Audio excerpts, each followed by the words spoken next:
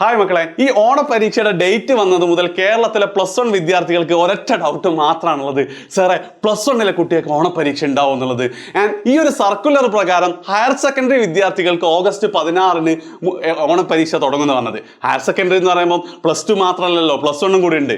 പക്ഷെ ഇതൊന്ന് കൺഫേം ചെയ്യാൻ വേണ്ടിയിട്ട് ഞാൻ കുറച്ച് ഹയർ സെക്കൻഡറി അധ്യാപകരെ വിളിച്ചു നോക്കി. അവർക്ക് ഈ വിദ്യാഭ്യാസ വകുപ്പിലൊക്കെ അത്യാവശ്യം പിടിപാടൊക്കെ ഉണ്ട്. പക്ഷെ അവർ പറഞ്ഞിട്ടുള്ളത് മിക്കവാറും +1 ഓണപരീക്ഷ ഉണ്ടാവില്ല എന്ന് തന്നെയാണ്. ചുരുക്കി പറഞ്ഞാൽ ഇതിൽ ഇപ്പോൾ ആ ഒരു കൺഫ്യൂഷൻ നിലനിൽക്കുന്നുണ്ട്. പക്ഷേ നിങ്ങൾ ഒരു തരി പോലും ടെൻഷൻ അടിക്കേണ്ട ആവശ്യമില്ല.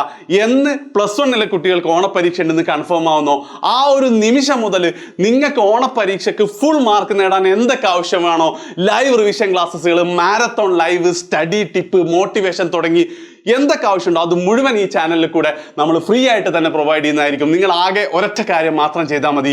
ഇതുവരെ ചാനൽ സബ്സ്ക്രൈബ് ചെയ്തിട്ടില്ലെങ്കിൽ ഇപ്പം തന്നെ ചാനൽ സബ്സ്ക്രൈബ് ചെയ്യുക, ആ ബെല്ലൈക്കണൊക്കെ അടിച്ചു പൊട്ടിക്കുക. എന്ന് മാത്രമല്ല, നിങ്ങളെ ഫ്രണ്ട്സ് ഒരുപാട് ആൾക്കാർക്ക് ഈ +1 ചാനലിനെ കുറിച്ച് അറിയില്ല. ഇപ്പം തന്നെ നിങ്ങൾ ഈ വീഡിയോ എടുത്തിട്ട് അവർക്കും കൂടെ ഷെയർ ചെയ്ത് കൊടുക്കുക. നമുക്ക് ഒരുമിച്ച് പഠിക്കാം, ഫുൾ മാർക്ക് തന്നെ നേടാം.